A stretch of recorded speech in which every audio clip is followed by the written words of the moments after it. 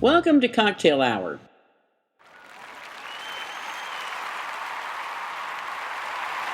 I'm Andy.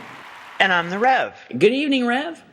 Good evening, Andy. How are you tonight? I'm lovely. It's episode 16 and I'm raring to go. Woohoo. I know, right?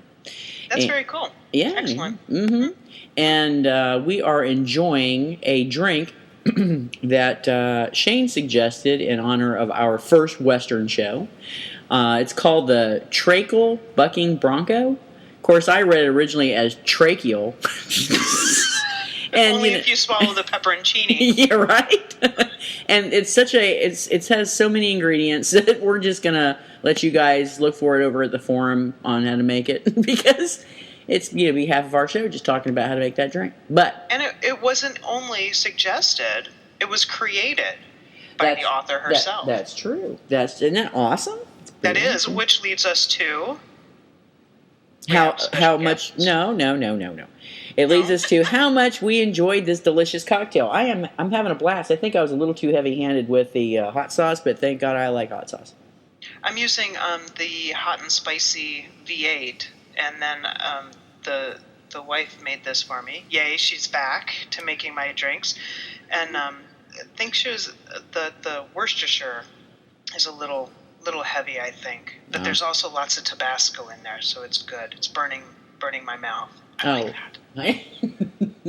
I can't say mine's burning my mouth, but man, it's tasty. Hold on while I take another sip. I know, right? Do you have anything you want to chat about? No. Before we get going with our guests? No, nothing. I don't. I didn't think a lot this week. Oh, that's nice to hear. Or this last 2 weeks. Yeah, I didn't. So no, I have no announcements whatsoever. Okay, then we're going to move on. So, Andy, I understand that you got to check out a hot woman this last weekend for a good cause. Checking out hot women is always a good cause. But I went to the Palm Beach Women's International Film Festival on Saturday. Was able to meet a whole interesting group of people that I didn't even know resided in my county and watched the film Hannah Free. And the really cool part about that was Sharon Gless was in the audience. And she did a little Q&A, and then we went to the after party where I felt like a damn celebrity. It was fabulous. I mean, we walked up to where the after party was, and there's a line, just backed up probably about a block. And because we had our little bands on our wrists, they saw us and they were, waving us in, like, come on in, this little red carpet. It was like, wow, I felt like a celebrity. It was cool. Flash bulbs were going off. It was awesome. Did you sign any autographs? No, but I made a really good connection for Cocktail Hour. Nice. Yeah. So I'm going to be working that shortly. Work those connections. Work them. I'm working them. You gotta work. Okay, no singing. Wow, the last several episodes you've been very musical. I know, breaking out in song. Too bad I can't sing. That's what I was thinking. Oh, Lordy, that's not right.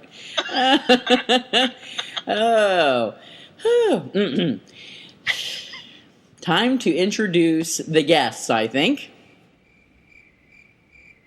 Nothing but crickets? What? Okay. Yeah, all right. Our mystery guest is the author of Renegade and has a collection of short stories online that can be read at various places, the Academy, the Athenaeum. She was the Lesbian Fiction Reader's Choice Award for Renegade in 2009. She was a finalist for Renegade at the Goldies in 2010. She is a winner of the Royal Academy of Bards Challenge, and I know the name of that book, but I'll let her explain it later because I can't remember the title. I'm so bad.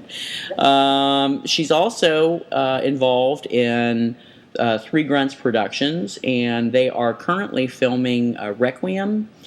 And she was the winner of 2010 NaNoWriMo. What a woman, I gotta say. And you can read more about this author at CheyneCurry.com. And it is my pleasure to welcome my friend, Cheyne Curry.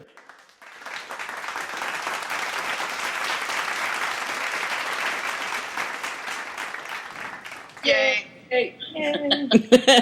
And with her... Oh, hi there. Yeah. Thanks for speaking up, yeah.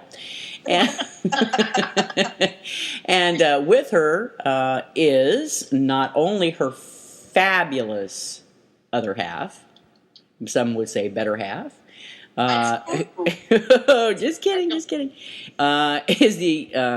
Is Brenda Barton, who is the executive producer of Requiem. So we are also pleased as punch to welcome Brenda to the show. Hello, Brenda.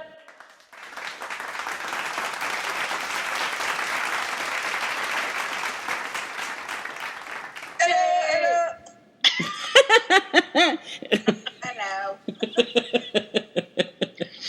No, I don't know if I just want to get this out of the way so that there's no hard feelings at all. I don't know if you listened to the last show or not, but I made a comment about Andy having a thing with... I heard it. Oh. I heard that. Did you not? Yeah, I didn't mean anything by that. Honest, I swear it. That's okay. It was fine. I'm keeping track. So. Oh, excellent. Somebody needs to. So we're... Hey, with my memory, just ask me in 5 minutes, and I won't remember who you are. So. Don't worry about it. Yep, not kidding. It's not so much kidding anymore. I know Brenda it. doesn't think it's funny at all. So. Oh no, it's fine. It's just It's you got a lot of editing to do, don't you? Yeah, but it's fun though. Menopause. I think that might be what you're referring to or alluding to. Yes. Maybe. Okay. I got to say, that memory thing is probably the worst part about this condition, as you know, in your older years. Because, the hot flashes, the sweats, I can handle those. I can handle that, not a problem. Even in Florida? Yeah, even in Florida. Well, it's like an igloo in here. I got my air down pretty low. But... holy crap, the memory thing is just awful. It is. I get so annoyed that you walk into a room and you're like, why am I here? Yeah. There you go. It's that hereafter thing. What am I hereafter? Yeah. Exactly. Yes. So today we're going to talk about Renegade and the film that you're both currently working on. Normally, Rev gives the summaries of the books, and occasionally we try to see if the author will do it. And we actually didn't discuss that with you. So I don't know. Did you want to give a summary of the book? Who? Cheyne? You. No, you guys do it. You guys tell me what you read. Okay, good. And we're also going to review Backwards to Oregon by Jay. Which I love. Yes. And it knocked me out of the, top 5 or number 1 spot at the Athenaeum when she came out with that. But that's cool. I forgive her. It's a really good book. Damn it all. Yes. No cat fight here. So what? I said no cat fight here. It was a good book. No cat fighting.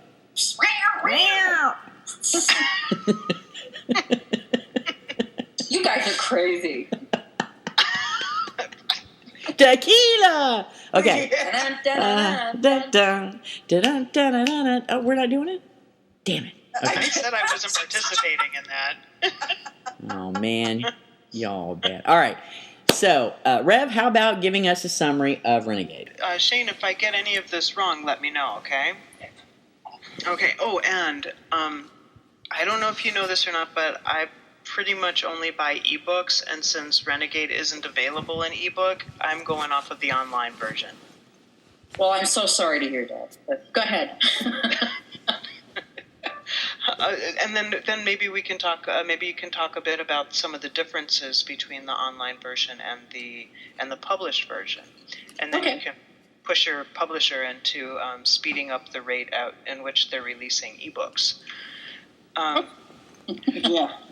So Renegade is the story of Trace Sheridan, who is a 21st century police detective who is a bit on the crooked side. And in order to escape her primary nemesis, who's out to get her. She ends up going back in time to 1879. Yes. Okay, to 1879, where she literally falls from the sky and meets the young Rachel Young, who is having a pretty bad year or so, and is having some difficulty with her own nemesis. And she and Trace, well, they pretty quickly fall in love and deal with a whole bunch of adversity, and there's some good humor, and not the best of summaries, but let's go from there, shall we? It worked for me. I thought it was fine. Excellent. Good. Andy? Yeah, sorry. Sorry, you were drinking, weren't you? Yeah, I was trying to be all quiet. Oh, Lordy. Tequila. And anyone? What was that? I said Bueller. Bueller. Yeah, exactly. I love this story from the first time I read it on the net. And every subsequent read thereafter, I bought, 2 books, maybe 3? Yeah. I've given them out as gifts. I mean, damn. It's good.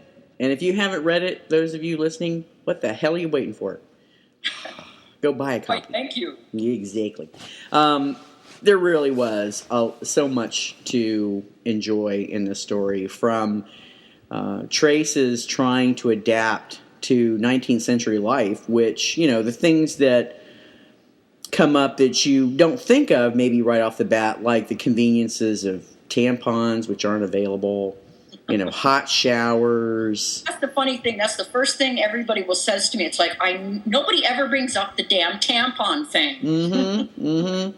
There were a lot of things in Renegade that were so they were things that I had thought, and now one of the notes that I had made is that you did such a fantastic job of really getting to the heart of what it would be like to be a 21st century woman dropped back 150 years. I mean, it was really good. The Trace's dealings with the rooster just had me rolling. Yeah, that was fantastic. Yeah, as if on cue, this strange, horrendous sound cut through the air again, penetrating Trace's eardrums, setting her teeth on edge, literally making her cringe. That noise, what the hell is that? And, Rachel's response, and, just that constant, her inability to figure out what the hell is going on and how to deal with things like fishing and killing the bunnies, and Rachel's responses, which were great. Like, really? You've never done any of these things? I'm just gonna rattle this off for just a minute. But when Trace is trying to saddle the horse for the first time, holy crap, that was hilarious. Mm-hmm, that was good. Well, I could only think of Rachel saying, do you have somebody do that for you where you come from? I mean, anybody, especially a law person, should know how to saddle a horse. Then Trace is like, yeah, we have someone do that for us. Yeah, that works. Mm-hmm. Wondering how many times she's going to be able to get away with that. Yeah, we have people do that for us. Like, no. That's a wealthy town, that Cottonwood. Yeah, really. Strange. Very strange. I honestly don't know where I came up with that idea and where I came up with that story, but suddenly it was just there. And my muse is a nag, so I listen to her. Yes, well, you should. Yeah. This is really good. It's absolutely one of my favorite Western stories. From Trace stealing Stairway to Heaven and Mama, Don't Let Your Babies Grow Up to Be Cowboys. What's trucks? And the things that fly out of... I had to take those out in the printed version because we didn't have permission to mention the song titles or do any of the lyrics, so that's not... That's too bad. That was that was a great part. No, thanks. You know what I always found amusing was how how Rachel would pop off with some things like, "You're so sweet, I can eat you with a spoon." Mm-hmm. You know, and Trace is filtering in her head like a perv, and I got the biggest kick out of that. 21st century woman. Yeah. Should stop saying that. Mm-hmm. And poor Rachel, she's so innocent, so naive. Yep. Well, one thing that you guys haven't brought up for people who haven't read it, though, is the fact that Trace has to live as a man. Yeah. Right, Yeah. right. And the only person that knows that she's not is Rachel. Right. Which I like that because, you know, I like that you got that out of the way right away. Mm-hmm. And instead of, you know, Trace having to try and keep up some facade and then there being that, you know, that you betrayed me, you misled me, yada, yada, whatever. I like that was right up front, right away. Yep. That's one thing I did want to do right up front. I think had Rachel not found out the way that she did, Trace probably would have tried to pull it off, but I didn't want them to, I wanted them to be, both of them to be aware that they knew what she was or who she was right from the beginning.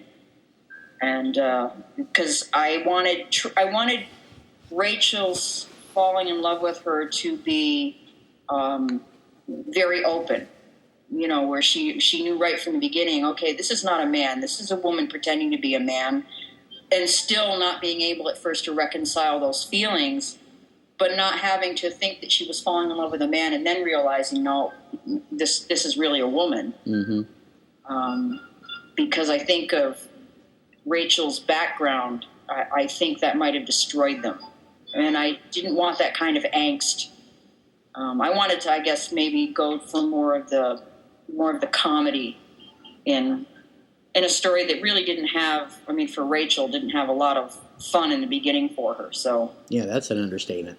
And I think you really pulled that off because, you know, there were a lot of places in Renegade where you could have gone for the more angsty angle. And, you know, as each area, you know, there was some drama in there and some heartache. But before it got too bogged down, you turned it around. You know, and that was really good. One of the things I liked the Native Americans in there, and I liked how what was I can't remember the Little Hawk. Was that his name? Yeah, yeah. That sounds familiar.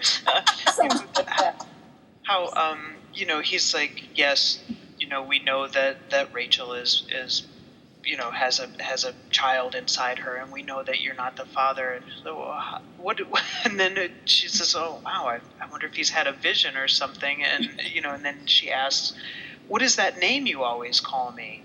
It means woman, and she's trying to figure out if it was some type of a vision or if he just had these really really strong, you know, powers. And then he finally admits that he saw her bathing. Yeah, nothing mystical about that one.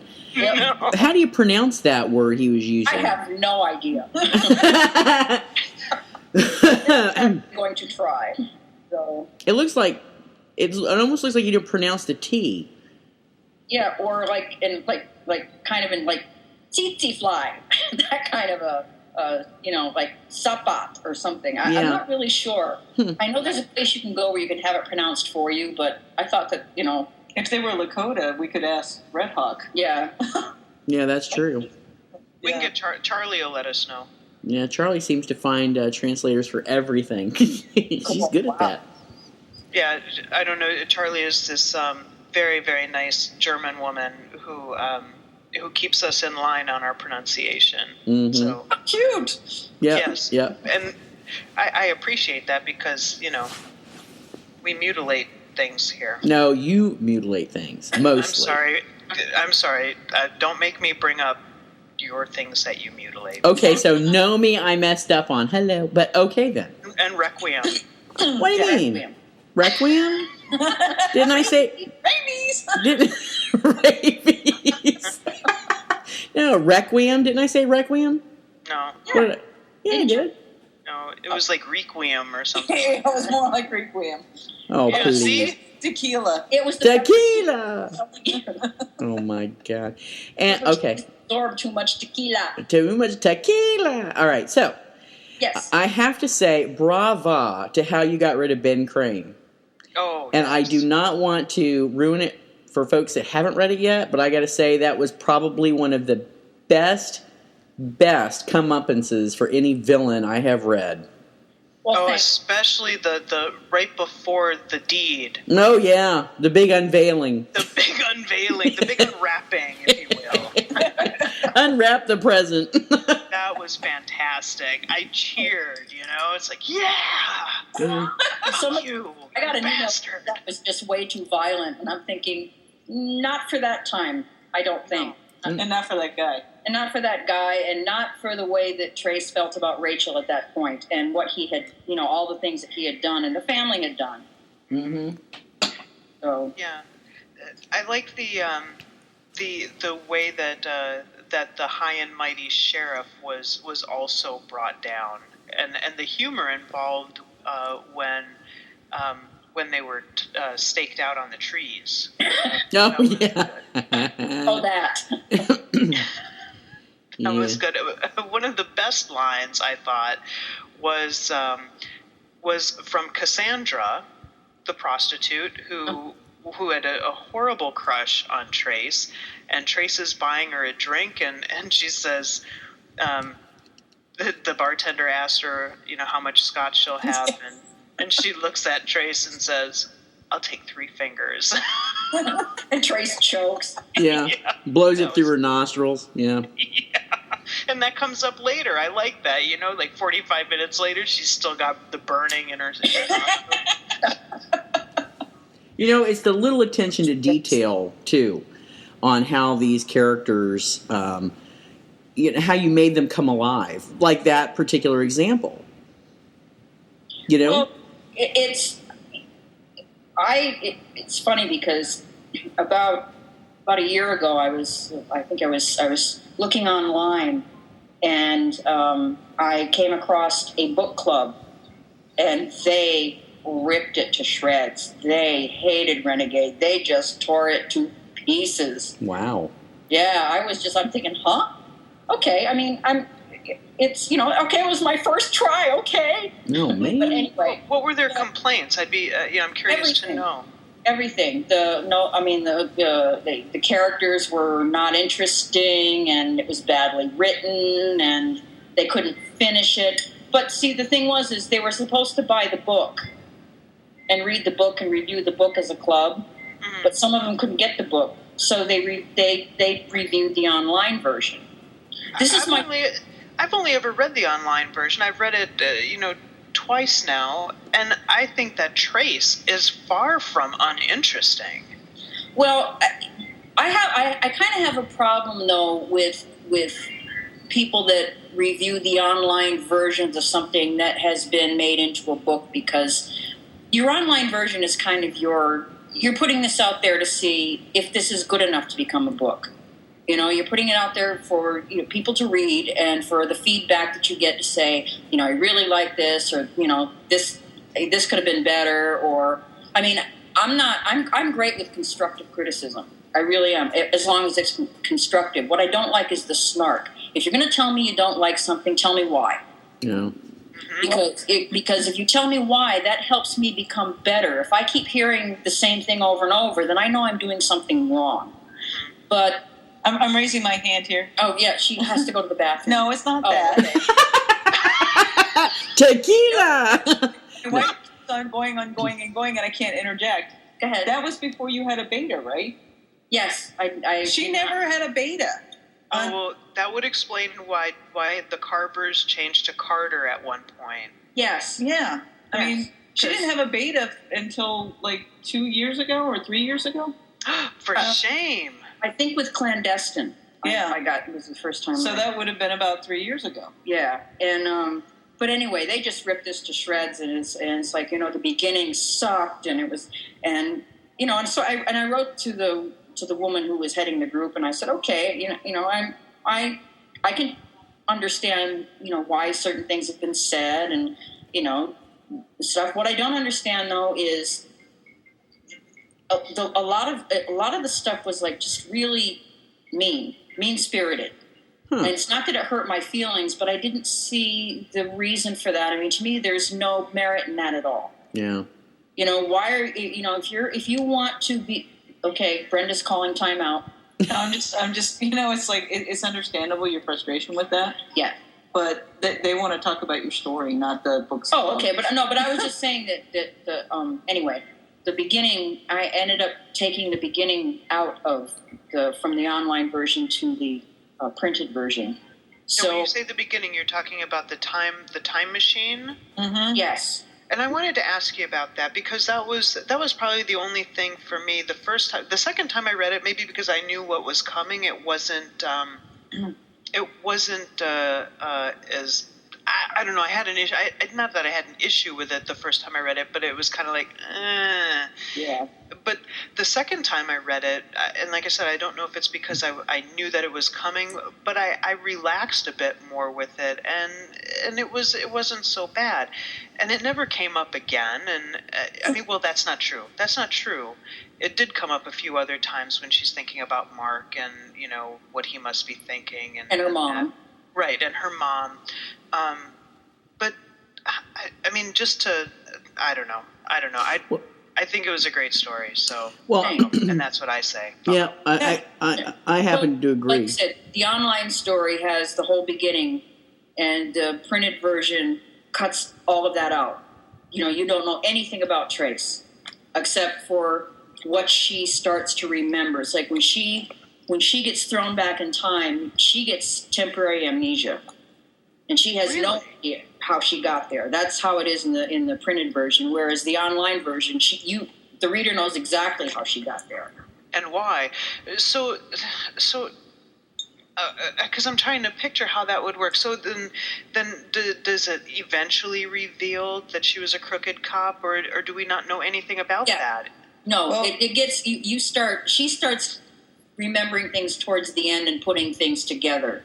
I have to interject a comment or two in here.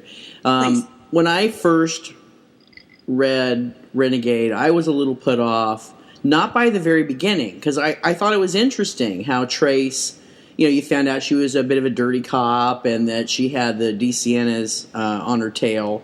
And I got that. I think the part where, and this is where we traditionally would call bullshit, is the time machine piece. Mm-hmm. Because it seemed a little, and you know, with all respect, it seemed a little hokey for a guy that was her retired partner is such a scientific whiz that he can come up with this machine that sends her back. It was just a teeny bit hokey. Yeah. Well, I didn't know how to do that, so. But so I made it up. But anyway, so the way they have it in the printed version is that she remembers that she has a friend, and I don't know if we go into the fact that it's an ex-partner, but she doesn't. She remembers that she has a friend, and this was the only way that she could escape, and he didn't know whether or not it was viable, if she'd have even lived through it, and she said, I'm going to die anyway, so, but that comes kind of at the very end, where she actually gets her memory back when she sees Ben Crane. Which makes sense. The shock of seeing Ben Crane, she gets her memory back. Yep. So, and poor Ben. Poor Ben, my arse. Yeah, poor Ben. Have you been drinking? Come on, poor Ben. He was a bastard. Well, it sounds like that the reader would be fine with picking up actually both of them because, like I said, you know, not having read the published version, I really enjoy this one. And now, after talking about some of the differences, I'm very curious to see for myself how it compares. So, well, and there's more sex. So. Oh, and that was the other thing I wanted to say. There's more sex in the published version? Yes. You can write a hot scene. Oh, thank you. No, thank you. No, thank you. Yeah, no doubt. Yes, you write a good scene, and I particularly enjoyed what a fast study Rachel was. Mm-hmm. So did Trace. She enjoyed it immensely, from what I hear. Yes, I think everybody heard that. Yeah, I think they did. Did I say that out loud? Inner voice is making itself known. There Yes. you go. Well, did we want to say anything else about Renegade? Buy it. Well, yes, of course. It goes without saying. As Andy and I like to say, buy the damn book. Yeah, and buy there's it. less mistakes in the printed version. So, just saying, You know, I didn't notice a lot of mistakes, which so then I was a little. Everybody else did. I'm Aw. kidding. No, actually, the Rev is really good about picking out, Yeah, I'm pretty good with the grammatical stuff. I noticed one time that Carver changed to Carter, but it was only once, and I really didn't. I didn't really notice a lot. So there you go. I noticed more errors in our next book, which I didn't pick up on the previous 3 times that I'd read that. Oh boy. So, should we move on into our next book? Yes, let's go to Backwards to Oregon. Okay, I have to say that Backwards to Oregon, no offense, Cheyne, but Backwards to Oregon is my favorite Western story. Really? I liked it a lot too. Like I said, she knocked me out of the number 1 place, and it was well deserved. I mean, I even kidded her about it when I sent her an email. And Yeah, she's a pretty gracious lady. Yes. I've communicated with her several times. She was nice enough to send me, because I have my little autograph book, and if you want to send me something with your name on it, I'd be happy to put it in my autograph book. Although, I look forward to next year actually having you write in my book. in in Minneapolis. In Minneapolis. Minnesota? I only have one other author who's actually written in the book, and that was J.M. Redman. Ooh. So yeah, she broke my book's cherry. She was very gentle. How about them Lakers, huh? Or something. Yeah. So Jay was nice enough to send me the little postcards, because L Book has those cool postcards that their authors get with the cover art and the summary. So I'm not saying that you have to try and compete or anything like that, but let's see what you got. Yeah. Oh All my right, then. God. So, Backwards to Oregon is I didn't write down a summary, but essentially it's a when I was reading this, I was thinking, this isn't so much of a Western, but more of a pioneer book. It's about Luke Hamilton, who is a woman passing as a man, and has been passing as a man since she was 12 years old. She is a former military officer, and she's resigned her commission, and she is going to take her wagon and all of her shit and go to Oregon. She right before she's ready to leave, her comrades in arms take her to the whorehouse, where her friend Tess, who's the madam, the owner of the whorehouse, is unable to tend to her, and she sets her up with Fleur, whose real name is Nora, and right off the bat, within a few days, Luke and Nora are married. Nora also has a daughter, and they go off together from Missouri to Oregon. And during the 6-month trip, they have a lot of trials and tribulations and a lot of issues, and there you go. That's all I got. All right. Thank you. All right. That was a good summary, actually, for not having it written down. Yeah, you read a book 3 or 4 times, you kind of, you know it. Yeah, well, that's not the case for me. I might read it 3 or 4 times, but I couldn't do a summary. Oh, Lordy. No, I've never read the online version. By the time I discovered Backwards to Oregon, it had been taken down already. So I don't know what the differences are, if any, so I don't know. There you go. Okay. You have I think Brenda has, you don't have the... I have the online version. Yeah. That's what I read. I read the online version. Yeah, What was up. That's what knocked me out of number one. Was the online version. But I really enjoyed it. I mean, I thought it was very well done. And for someone who English is not her first language, I thought she did a phenomenal job. No doubt.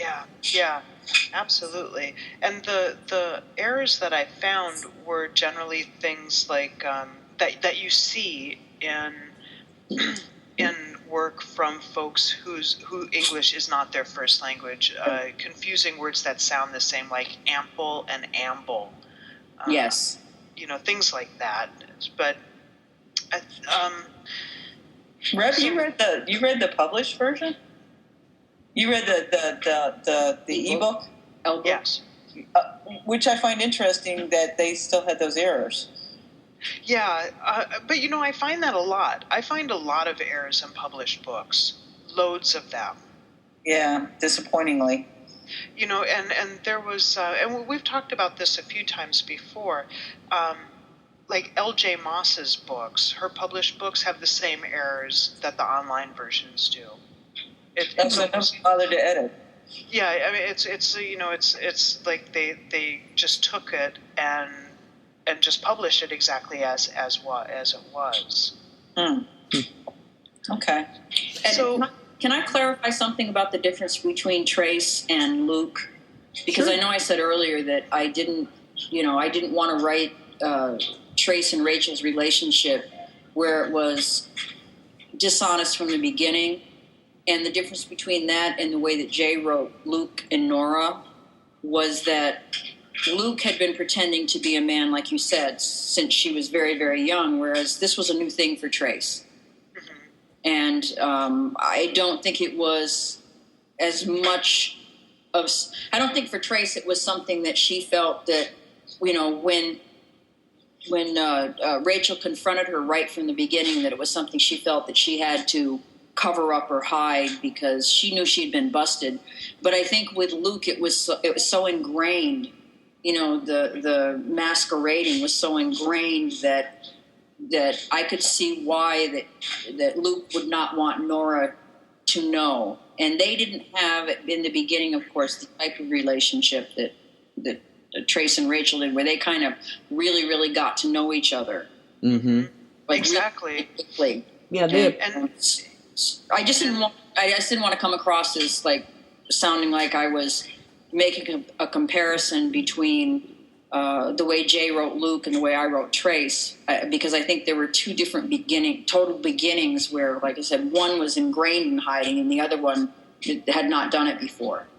And I wonder how much of that had to do, too, with, the fact that Trace was coming from a place where, she had been able to be open. Yeah. Right. Yeah. Right. And to remember, Luke approached Nora as it's kind of like a partnership or a business arrangement. Yes.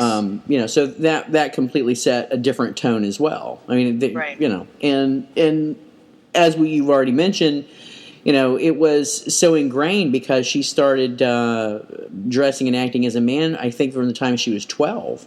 Exactly. And it was a self-preservation thing that finally, the shoe fit and it felt comfortable, and she felt like that's who she was at that point, and when she met Nora. And she actually says that, too, after, and it took so long for Nora to discover the truth. But when she finally does, and she's telling Luke, you deceived me, you should have told me, I don't know who you are anymore. And Luke says point blank, I've never lied to you about anything other than my gender. I am exactly who you know me to be, and this isn't an act for me. I'm not going to, now that I'm not going to start wearing dresses or anything like that. This is who I am. I did not lie to you about anything other than my gender. Mm-hmm. And the whole story was, such it was so engaging and so involving. You know what I mean? It's involved because you got to go on. You felt like you were on this journey with them. Yes, traveling. Yes, I exactly. mean, everything was just, you were so immersed in it, and there were so many just wonderful moments. I mean, even to the little itty bitty ones, like when Amy was naming Luke's horse. Yeah, measles. It was so cute. And poor Luke was just like, okay, I can do this. I can do this. and I love the way the relationship developed between Luke and Amy. I just think that was very well written. Mm-hmm. Mm-hmm. Very well. I had read a review online by someone who on one of the Yahoo groups, and she made a comment that they fell in love so quickly. It just seemed like it happened so fast. I'm like, well, what the hell are you talking about? This was a six. Did you?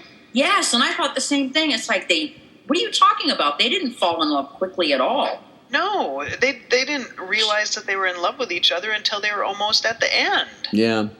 And even then, I mean, Nora still couldn't deal with that. Mm-hmm.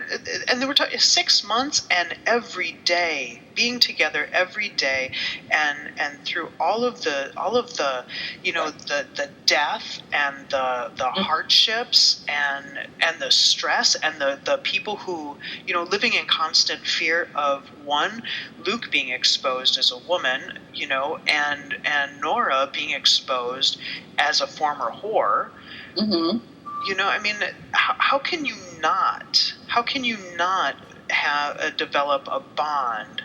Even if the trip lasted half as long, a quarter as long, I could still see that happening. Yeah, I thought it was the timing that she wrote of everything that happened to me just seemed to fit so well into the characters' personalities, and because you didn't have them 1 minute being one way and saying something, and then the next day they were totally different, and they felt I don't know. It was very consistent. The continuity, I thought, was excellent. Yeah. Yeah, they were both damaged and untrusting. Yep.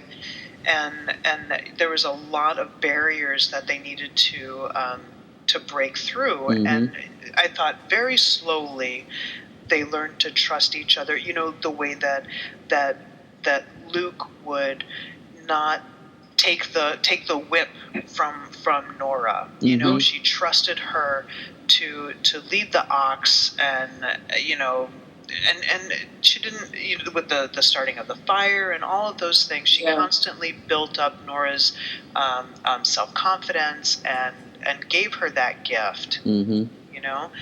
And I really enjoyed the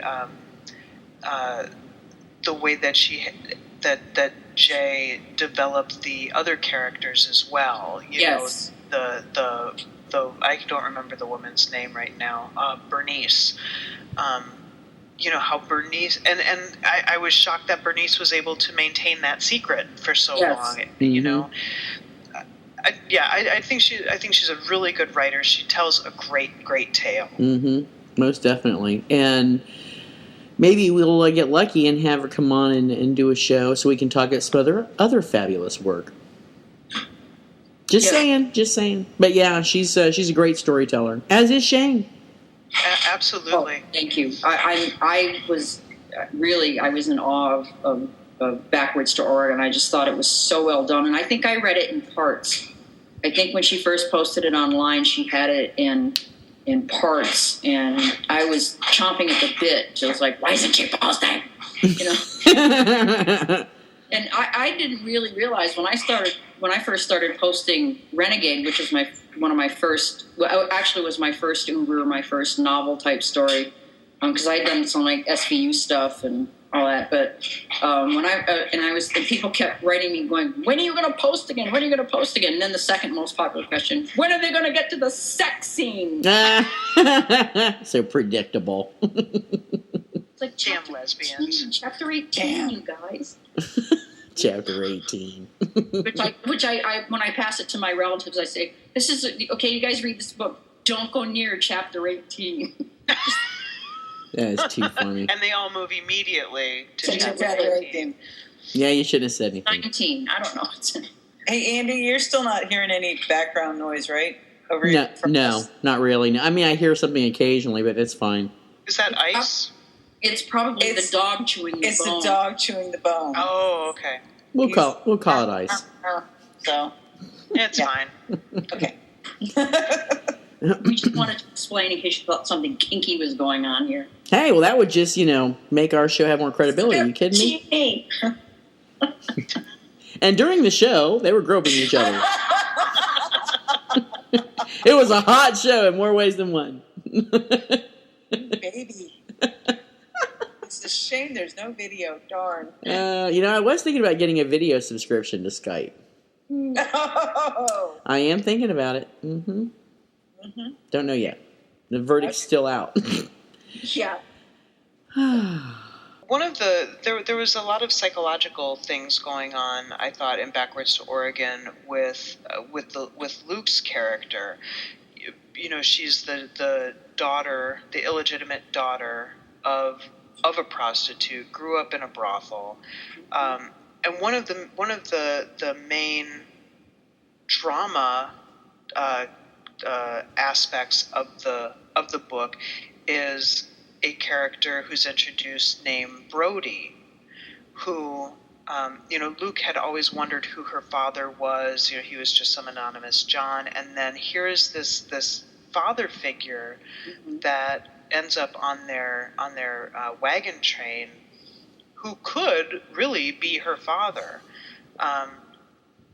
That they share the same looks, and Luke automatically, looks up to this guy, and then come to find out that he is one of Nora's former Johns, and quite possibly the father of her kid.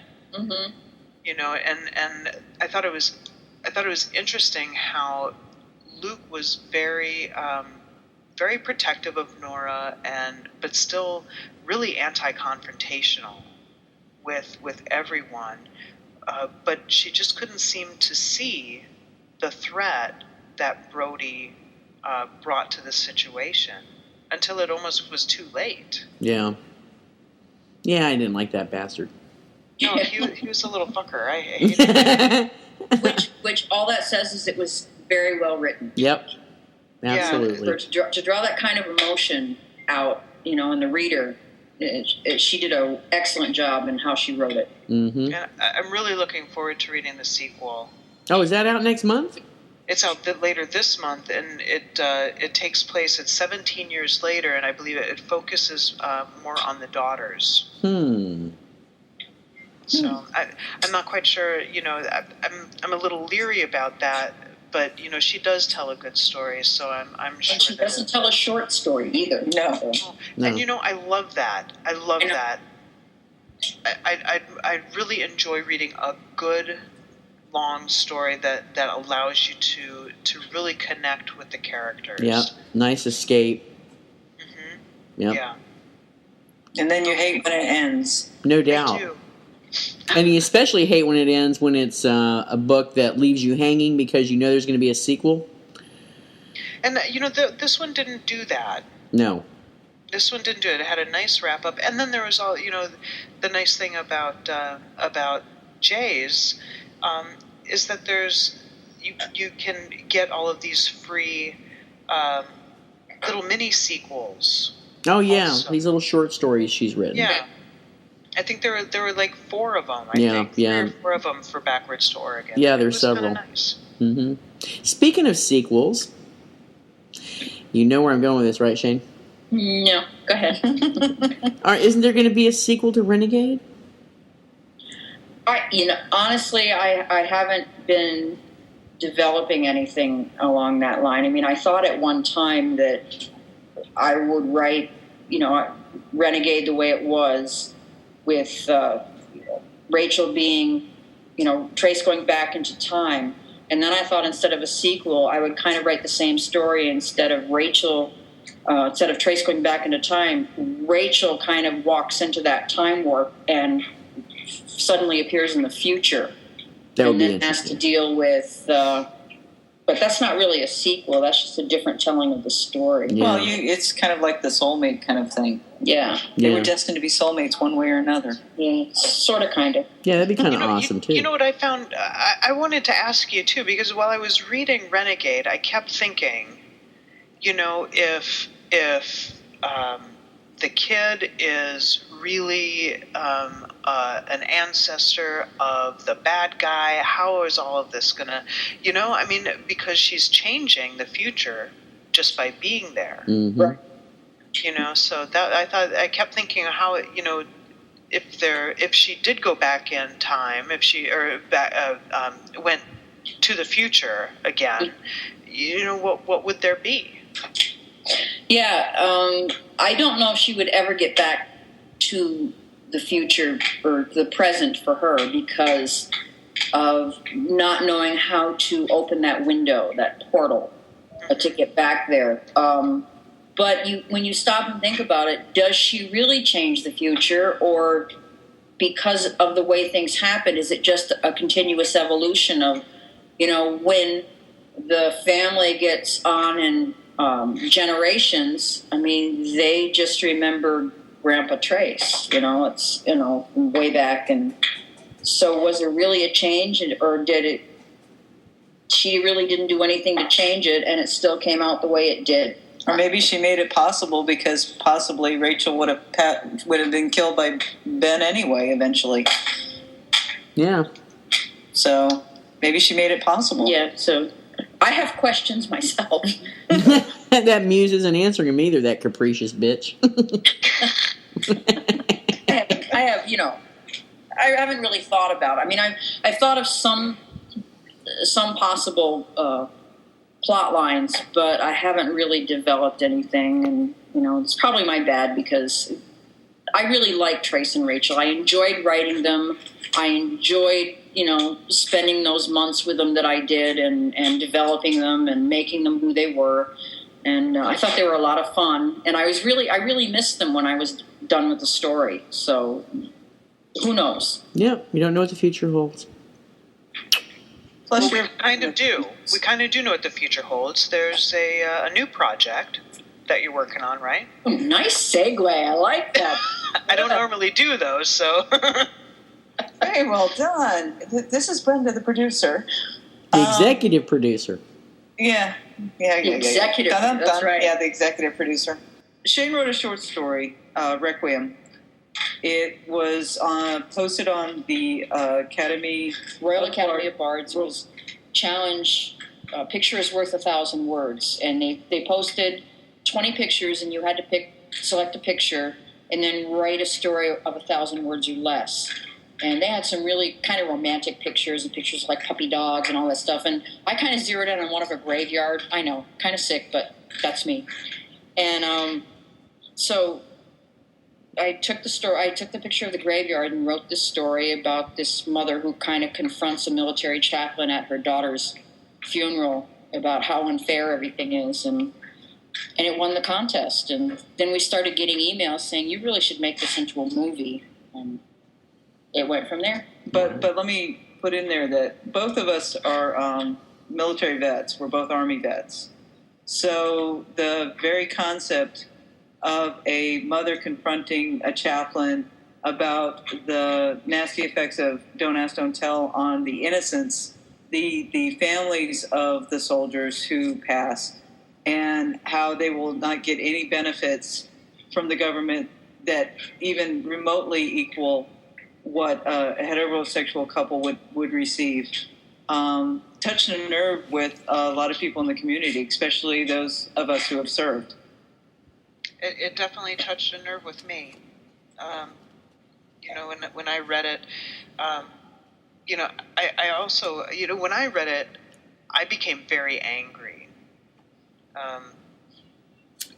Remembering, some instances in my own life, and I passed the story on to a civilian friend of mine, and she wrote back and yelled at me for not warning her that she would cry. We had very different responses to that. I just wanted to say that, yeah. No, and it does evoke different feelings in different folks. I actually was really astounded at the amount of email I got, really confirming to me what kind of a nerve that the story touched. I was shocked, and when people kept saying, this really should be a movie, and that's when the executive producer said, "Why not?" Why don't we see if we can make this short story into a short film? So what kind of?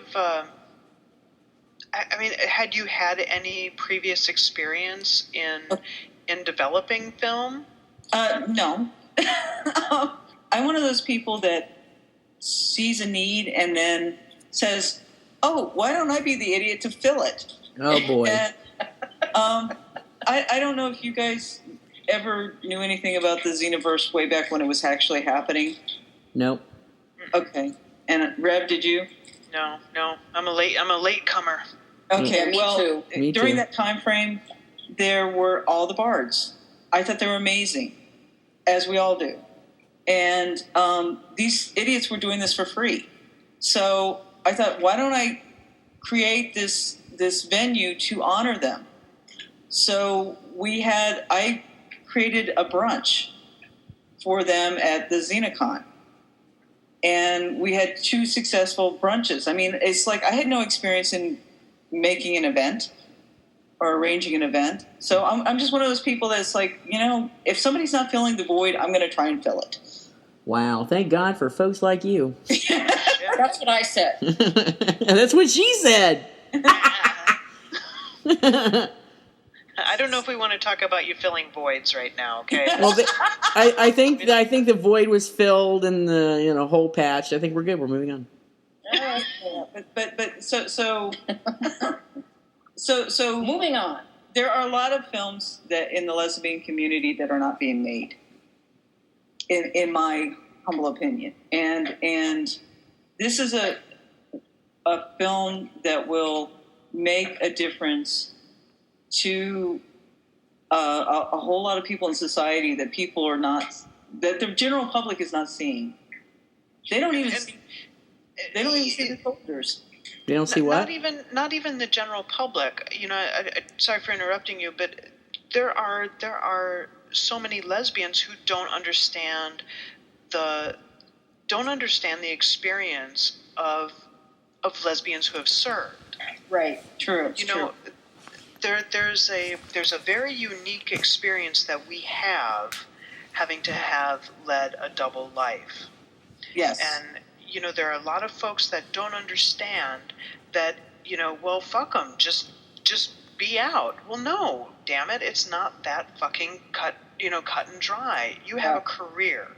You have people who, in very many senses of the word, are your family.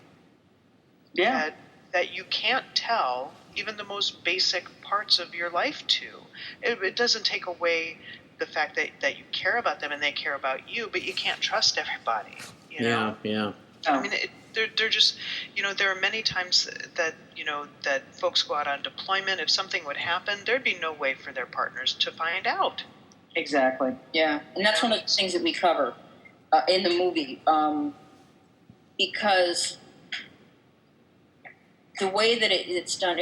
I know that we've talked about because Don't Ask, Don't Tell is now in the process of being repealed. Will that affect this film in any way? And the answer is no, because the film is set in 2006. And not only that, but I mean, it's like we only touch on Don't Ask, Don't Tell, how it affected the soldier. We're actually talking more about how Don't Ask, Don't Tell and the support of the Defense of Marriage Act prevents the families from having any sort of equal right to a heterosexual family. So it's still relevant. It's incredibly relevant. Yeah.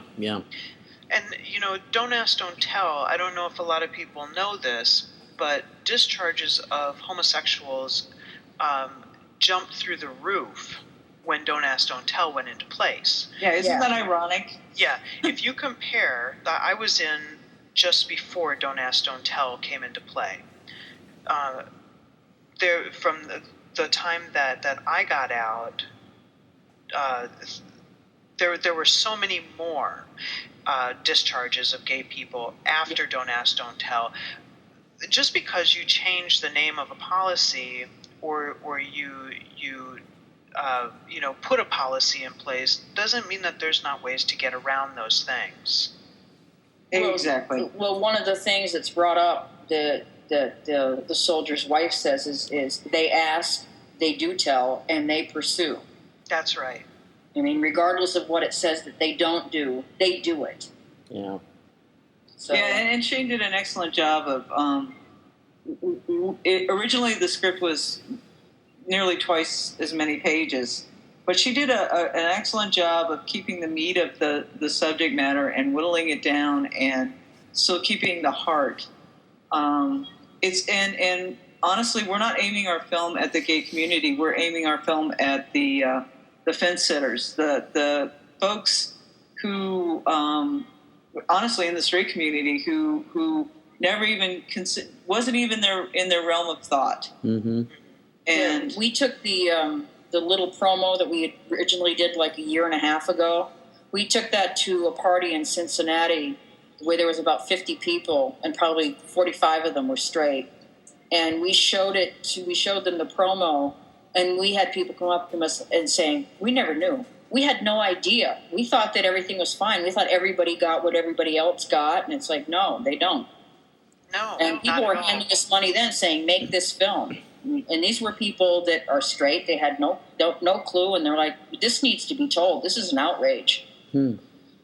So that was a pretty good feedback for that. Which is another good segue into if any of our listeners would like to donate to this worthy film, can you give them point them in the right direction? Well, we have a website, threegruntsproductions.com. There's a PayPal. Yep, there's a PayPal button there to donate. The address for the P.O. box is no longer accurate, so if you are at all hesitant to use your credit card on the internet, just send me an email and I will give you an alternate address if you are so kind as to wish to donate. We'll have all of the information that you need on our website and attached to the show notes so that everybody can have that if they're listening to the show also. Excellent. Thank you, Rev. And we're going to be setting up soon another fundraising. We're going to be working with another online fundraising site to help us through the post-production and possibly getting our film seen in places other than Columbus. And then that'll be at Indiegogo. Yeah. Indiegogo.com. And we'll give that information to the rep, too. Excellent. Because we tried Kickstarter, and Kickstarter was good. I mean, it was a good experience, but we didn't make our goal. And with Kickstarter, if you don't make your goal, you don't get anything. No. But yeah. It was a good experience for us, and we really appreciated Kickstarter because they were interested in the project, and they took it on right away. Oh, one more important point that might be relevant to folks who are listening.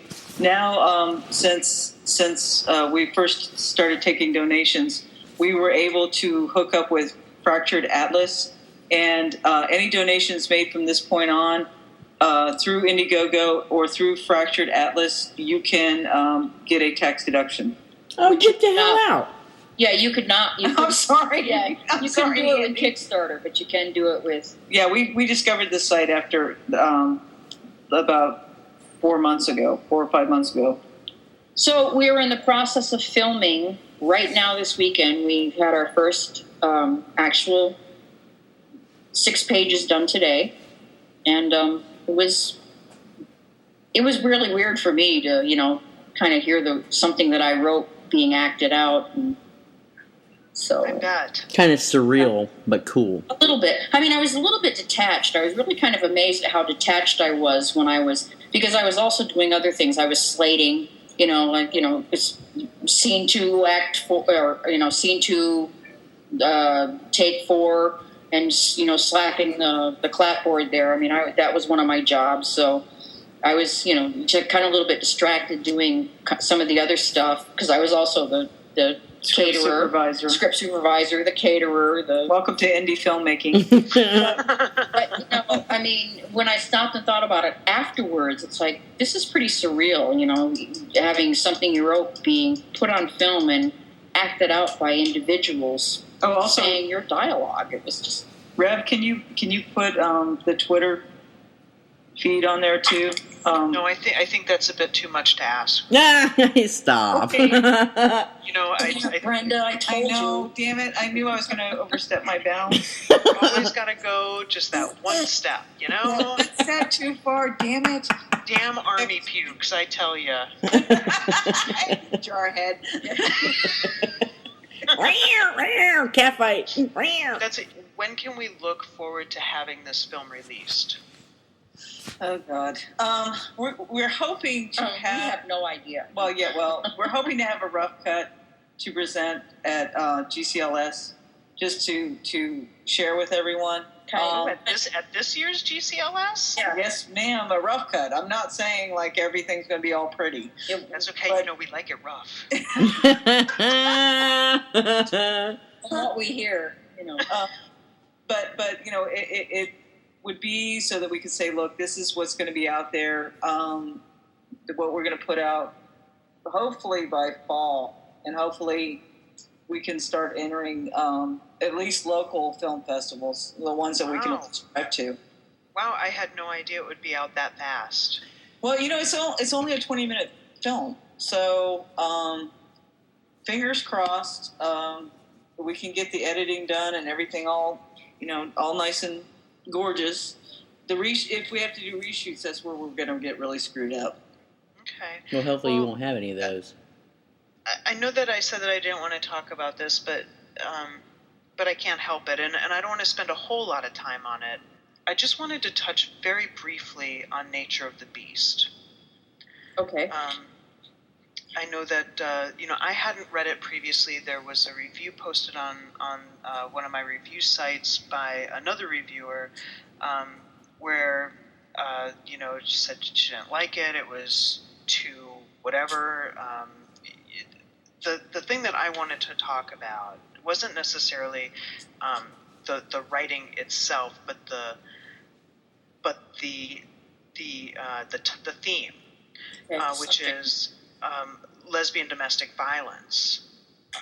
And I find that, and you really touched on that very, very well, that it's like the lesbian community's dirty little secret. Mm-hmm. A lot of women, a lot of lesbians don't believe that it exists, and those that do, to be honest with you, I've never really had any conversations with any other women about it until I actually did a paper in college on lesbian domestic violence. Mm-hmm. And at the time I was living in Boise. I went to Boise State, and what I did is I called different domestic violence centers and asked them if they had any lesbians that had come in requesting services. Of course, they all said, no, we've never had any. And I asked, okay, well, what would happen if you did? And the answer that I received from more than one of those organizations was, well, I guess if we had a lesbian that came in and wanted to join one of our groups or stay in one of our shelters, we would ask the other members, the other residents or whatever, if it was okay with them, which was appalling to me. Absolutely. So I guess I don't really have anything major to say about it except for that the main character, Caprice, which always makes me think of a car. Why Caprice? Or Doris Day and Richard Harris, and never mind. She enjoys those exotic names. Gotcha. Yes, the person who does my beta, she's always like screaming at me. It's like, send me a name I can pronounce.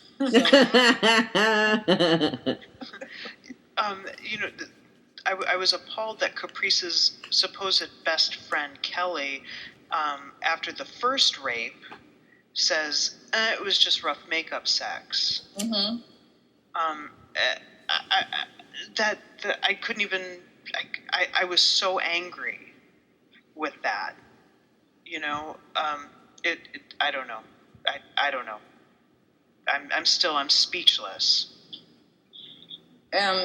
You know, honestly, again, it's one of those things where I don't know why I wrote it. But the idea popped into my head, and my muse just would not let it go. It's like, you have to write the story. You have to write the story. And as with Requiem, I got several emails that said, "Is this a personal story?" Which, no, it isn't. I mean, to my knowledge, I don't know anybody who is in a situation like that, has been in a situation like that. I have never been in a situation like that. And hold on, is there a dog on somebody's lap? No, he just walked up, and I just thought, it's like, I bet you they can hear this. Yeah, no. I was gonna say, damn, Brenda, you're a little noisy over there. I'm not sure what you're doing. Liam decided to join the conversation. I just have a question. Did you didn't really want to touch on the writing, but did you think that everything was covered well? Especially since you have the experience of writing a paper on it. I know I did. Especially, you know, I think the police detective, the Schumacher, I thought his response seemed a bit over the top. Have you ever lived in Pennsylvania? No, and that's exactly why I wouldn't call bullshit on it, because I don't have that experience. I've lived in Idaho, and what I did is I put those characters in Idaho, and there I could see something similar to that happening, but not as blatant. Yeah, well, you see, now I'll probably piss off all the people who live in Pennsylvania, but unless you're from Philly or Pittsburgh, Pennsylvania is still fighting the Civil War on the side of the South, and they were pulled kicking and screaming into the 21st century as far as laws.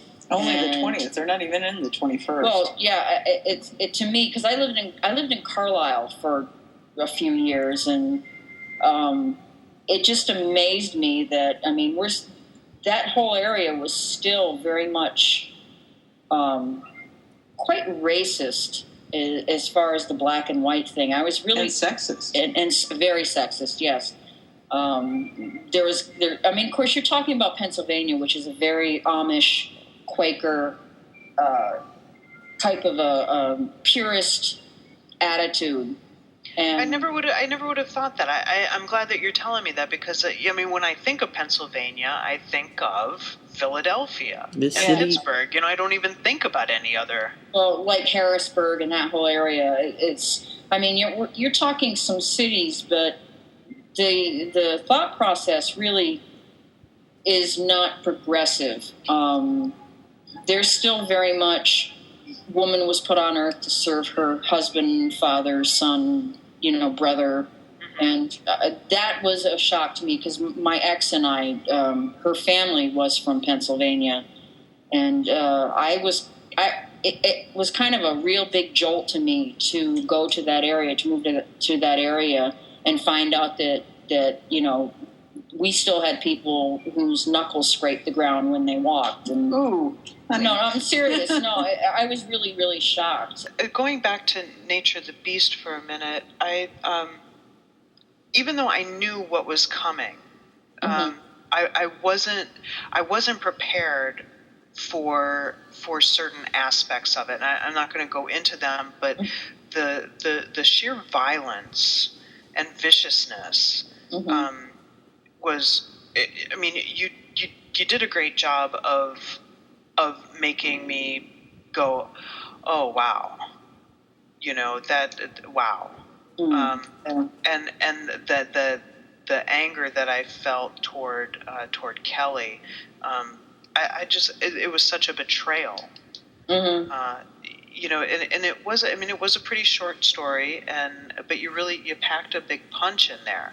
I think a lot of things was Caprice turned to the wrong friend too. I mean, absolutely. If she would have just trusted just a little bit and gone to the second friend, Rita first. Yeah. She would have saved herself. But you really captured that typical pattern. Anybody that's familiar with domestic violence, with the abuser, you really captured that very well, especially on Caprice's end, where the first instance, she knew what was going on, and she knew it was wrong, and because she did turn to the wrong friend and got a little confused, and maybe the signals did get crossed, and but she fell for that very typical remorse and wooing and right back into it again. Yeah. I was going to say that at the very end, part of me, because you kind of held the revelation at the very end kind of secretive, and part of me is thinking, no fucking way. There is I know no fucking way, but you didn't, and I was okay. Yeah, I mean, one of the things that I didn't like to do about that story was, I gave like 2 very severe warnings. It's like, do not read this story if these things. And I thought, I don't like to do that, because in normal books, you would just go ahead and read it. But because I did that gave away a lot of what the story was about, because I had to say right up front, if this is going to disturb you, do not read this story. Yeah, but at the same time, if you hadn't given that warning, if somebody had been deeply disturbed by it, it would have been... that would have devastated me too. But, so it's kind of it's a weird balance there of how much do you give away, and then so you kind of resent that you have to give anything away, but then you realize that, you need to give something away, because there are some people where they may like your work, but they read something like that, and it's so violent that... No, that's not it's if they had not read the warning and they had experienced something like that could be devastating to them. It could be a trick. So. I don't know. I hate the disclaimers. I'll be honest with you, because if you had written that if you had that published... I've read many things that have been published that were disturbing, and I never even would have thought that the author would have given me a disclaimer. Yeah, I said to Brenda when I first started writing it, it's like, I resent the fact that I have to give a disclaimer, but I understand why I need to give a disclaimer. If somebody's reading this for free, they happen to stumble on it, and again, if they had this experience, I don't want it to be a trigger to anybody. I don't want it to be, something that... Because I got pretty descriptive. You did, absolutely. Yep. But it hammered home the fact that this shit does happen in our community.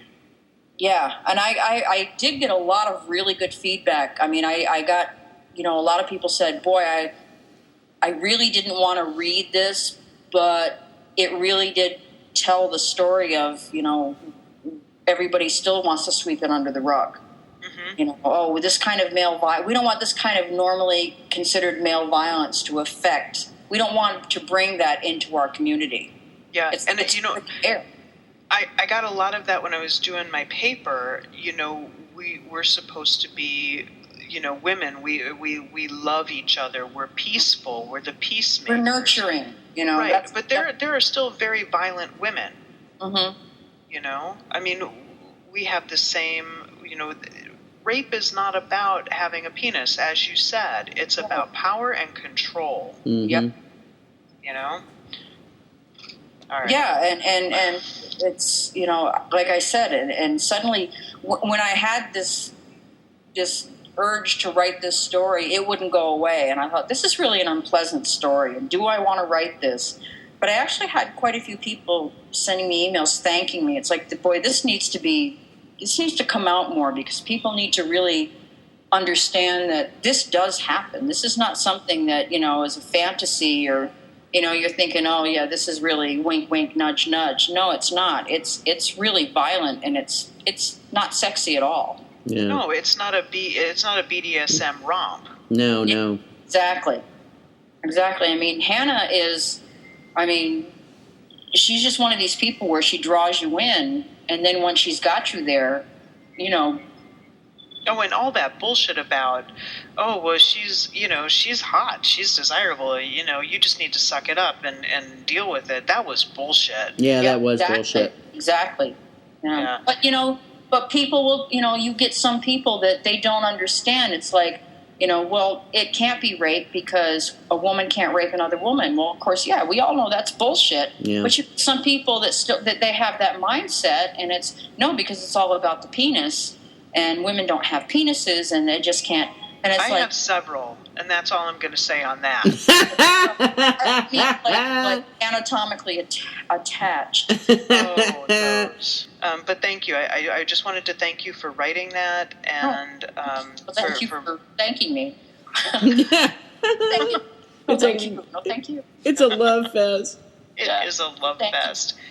So, no, I love you more. No, I love you more. No, I love you more. No. Oh, I guess we're done. No, Brenda just came back from taking the dogs out, so. Oh. Release the dogs. Well, release the hounds. Release the hounds. Release the Kraken. The Kraken. Oh, Lordy. But, yeah. So, well, I hope I've answered any of your questions about Nature of the Beast, because I'm kind of clueless of it myself. It's like it was just there. So, I understand you artistic types have that happen regularly. That's what I hear. That's what you hear. Well, I have this outstanding challenge. If you'd like to, to take us up. Look, don't do that, Andy. Oh, all right? No. All right. So we started doing this show last September. Mm-hmm. It's been a long time now. I issued a challenge a long time ago. I would like to see bearded clam worked into a serious romantic scene. I'm thinking. All right. I want to see this happen. I really do. I am not giving up on this. Oh, jeez. Yes. So the bearded clam challenge is still alive and well, and I would really, really, really, I would like to. This is what I'd like to do. I'd like to, at least for our anniversary show, by our anniversary show, I would like to have the bearded clam challenge answered. Maybe we could come up with some type of a contest. Oh no, well, we already tried that. I can't get anybody to. How hard is it? Come on. Well, it's bearded clam. There's nothing romantic in that with those two words together. Who write humorous things here. You could do it like in the Dancing Herb. No, that too. The one in the Light of Day. You know how it could be something silly like in that kind of a. It'd be more like a Larissa story. Hello. Can you fit it into the movie? Nah. No. Bearded clam in the movie. All right. So, Rev, what are we reviewing in 2 weeks? Our next show, we will be talking about Whatever Gods May Be by Sophia Kellhagen and Past Imperfect by Fletcher Delancey. This is Andy's payback to me for making her read an SVU fic. Because I've never... Past Imperfect is a Voyager fic, and I don't think I've ever seen that show. So, there we go. Is that the one that Whoopi Goldberg was on? No. Nope, then I've never seen it. I'm not a Star Trek kind of person, but I'm willing to give it a shot. Give it a shot, sister. All right. So that's what we're doing. Well, thank you, Cheyne and Brenda, for coming on our show. We really enjoyed it. Yay! As did we. We enjoyed it too. Yay. Thank you so much for inviting us. Anytime. Yep. And okay, we'll be back next week then. Awesome. Excellent. So you have the reading assignment, so that'll be good. Yes. We'll be like the guests that never leave. There you go. Yes. I like that. But you have to bring the drinks next time, so, you know. Yeah, and your challenge. Oh, yay! Fantastic. Excellent. Well, thank you so much, ladies. We really, really enjoyed having you here. Sorry, Andy, for using the term ladies. I know that. I thought that immediately. Oh, man, this is so wrong. All right. All right, bitches. We're happy that you were here. So thank you all very much, and I guess good night. Good night. Good night. Was that a kiss? Tequila! Tequila! So, I guess happy trails to everyone. Yeehaw! Da-da-da-da-da-da-da. Okay. Tequila! All right, good night to everyone, and we'll see y'all in 2 weeks. Bye.